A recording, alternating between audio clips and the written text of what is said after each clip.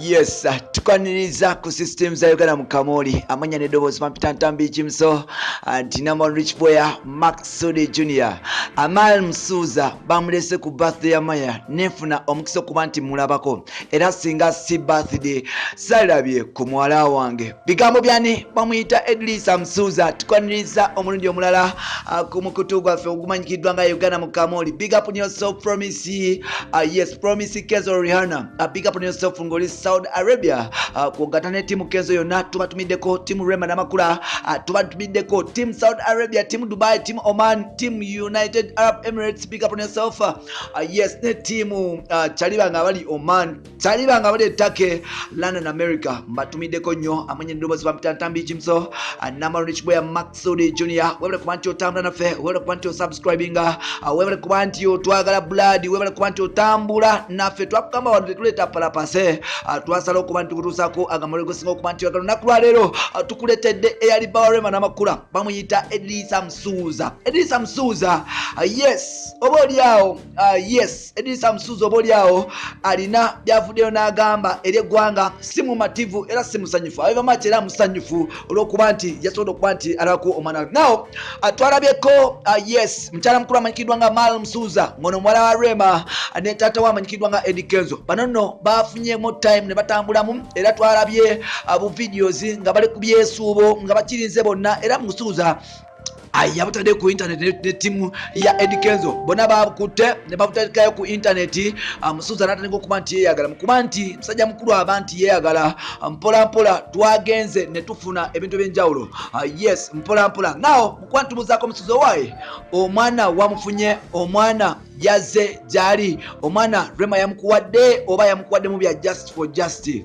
Kenzo yagambye nti ndi musanyufu okuba nti nalabye birthday ya muwala wange amanyikiddwa nga Maya Msuza era nga mu birthday ya Maya Msuza nasobodde okuba nti ndaba abantu ab'enjawulo. Egyo emikwano egyali gyandekawo edda, abo abantu be nali noonya edda nesiraba, abo abantu be nali njagala ennyo ne bambulako, bonna nabalabye ku birthday ya muwala wange amanyikiddwa nga Maya Msuza. Era njagala okwebaza Maya Msuza olw'okuba nti yasobodde okundetera abantu bonna. Maya Msuza natidde emikwano gy'alina ne bakyali be balina. Kenzo yagambye nti singa si Maya, singa abantu abamu tebalabiseeko ddala. Kitegeeza okuba nti mukyala mukulu amanyikiddwa nga Rema Namakula y'omu ku bantu abajumbidde yes birthday party ya Maya Msuza ngono muwala wa Edrisa Msuza oba Kenzo. Nawe mukuba nti ajumbira pate eyo eyabadde amakula nga mwana muwala bweza emyaka 9 egy'obukulu. Maya Msuza yasombodde abawanvu n'abampi era nga muluno yasombye ne muganda we omu bw'ati gwe bayita Amal Msuza. Amal Msuza muwala wa Rema. Amal Msuza amaze emyaka 2 omwaka gumu talaba ku kitaawe. Omwana ono amaze akabanga nga talaba ku taata we. Omwana ono butyanga mama we agenda wa Dr. Mza Sebunya yagezaako okuba nti yesindika n'okuba nti yesitula oba oliawo mpola mpola. Yesitula okuba nti agende wa taata we omupya amanyikiddwa nga Dr. Mza Sebunya era nga okulaba ku kitaawe gabadde mazzi gamerere. Wano nno Kenzo yatandika okuba nti alajana nga agamba Rema mpaayo ku mwana wange mulabeko. Rema Namakula yagamba nti gwe asobola okuba nti otulekayo emyaka 2 n'ogenda mu kunyumirwa n'ogenda mu seze Bulaaya n'otandika okuba nti ofuna abakyala abalala abo ne bakukyusa timing n'osobola okuba nti tokyasobola kuba nti okomawo waka. Musajja gwe n'otandika okuba nti okola ebintu ebyenjawulo oba oliawo byatandika okuba nti nange bimalamu omutima, byamalamu amaanyi, nawulira ennyiike, nawulira nga nfa naye saalina kyakola. So n'olwekyo nange sigenda kuba nti nkujuwa mwana muwala amanyikiddwa nga Amal Msuza wabula kyengenda okukolera kiri kimu gumiikiriza paka lwendisalawo oba gumiikiriza paka omwana ono oba alikula oba oliawo balisobola okunoonya alikwenoonyeza. Wano nno mukuba nti omwana atalaba ku kitaawe yatandika okuba nti yeekyange era twavayo ne tubatusako amawulire nti Amal Msuza waliwo bwe yatabukira kitaawe, waliwo yatabukira mama we nga mugamba njagala kulaba ku taata wange, njagala kulaba taata wange yonna gyali mumpa. Temwagala kuba nti njogera naye ku video, temwagala kuba nti mukubira simu nkoma kumulaba ku mawulire na Facebook. Mami njagala taata. Omwana yatekawo obunkenke Rema pressure n'erinnya naye ng'ate teyasobola kuba nti oba oliawo amutwala ewa Edrisa abere nti amulabako. Edisa Msuza yasalawo okuba nti asindika obubaka ng'agezaako yagenda mu maaso n'okuba nti asindika obubaka oba olyawo ng'agezaako okuperereza mwana muwala amanyikiddwa nga Amal Msuza asobole okuba nti asindikinga oba yebba agende amulabeko. Buli bubaka bwe yasindikanga obubaka buno ba blocking era tiyafuna mukisa kuba nti atoloka n'okuba nti agenda ewa Maya ewa tattawe okuba nti amulaba. Kino kyatandika okuba nti kireeta ennaku enyiike ku mutima era nga Rema yamaliriza nga Rema yamaliriza nga mukyala watu ebintu bitabuse nga ebintu byononese era nga Amal yatandika okuba nti yegira mpola then mukuba nti Amal ayetanga birthday yatuse. Amal Msuza yagambye mami we namugamba nti wotantwala ku birthday party ya Maya walai mami ngenda kuchawa, walai mami sigenda kuddamu nga sigenda kuba nti njogi kuddamu kwogera naawe, sigenda kuba nti nziramu kwefasa, sigenda kuba nti nziramu okubongako, sigenda kuddamu kuba nti nkubuuza. Wano nno kyateeka Rema kuninga n'obunkenke omwana ono bwe yateekawo era twagenda okumaliriza nga Amal Msuza atambudde mpola akutte essimu akubidde mutowe omukulu we amanyikiddwa nga Maya ng'amugamba where are you, I want to meet you. Wano nno kyasikiriza Rema okuba nti ayambala n'okuba nti ateekateeka Amal Msuza oba olyawo agende ku birthday party ya Maya Msuza oba muganda we.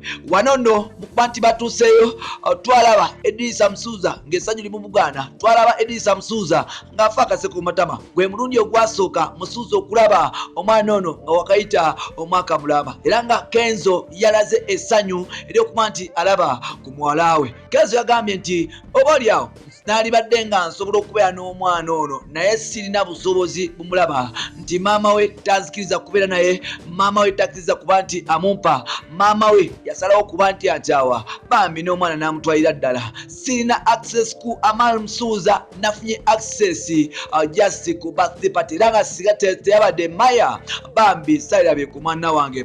Bantu bangi batandise okuba nti batekerera n'okuba nti bagamba Rema nti owaaye gwe wabaaki omusajja wamukyawa naye ate omusajja yakuzaalamu omwana, omusajja yetata omwana golina, lwaki tokkiriza kuba nti owa omwana wo Msuza? Rema yavaayo n'abagamba nti ebyange biba byange nammwe ebyammwe biba byammwe. Abamu musula ku miggo, abamu musula njala, abamu temulina relationship yali emaze yadde myezi 2, abamu kummwe muli bavumbo balemu, abamu kummwe temulabangako n'abasajja bali serious buli abakwatamu yagenda naye ate muli awo mulingiriza Rema eyabeera mu bufumbo okumala emyaka 6, mulingiriza Rema eyasobola okufuna omusajja owakabye ennyo amanyikiddwa nga Dr. Musa Sebunya. Yagamba Rema n'agamba nti muzijjako agamwagammwe nze nange nkola binkwatako. Era Rema yavaayo n'abagamba nti bw'obanga olina ebizibu byo biteeke mu nnyumba yo, tomuleetako bizibu bye, ye yamanyi bwafuga amaka ge. Era Rema yavaayo n'agamba nti temunkaka kuba Kenzo omwana kuba si mmwe abazaala ne Kenzo omwana oyo namuzaala ne Kenzo, bwe mba njagala nsobola omumuwa, bwe mba saagala seetaaga kumumuwa.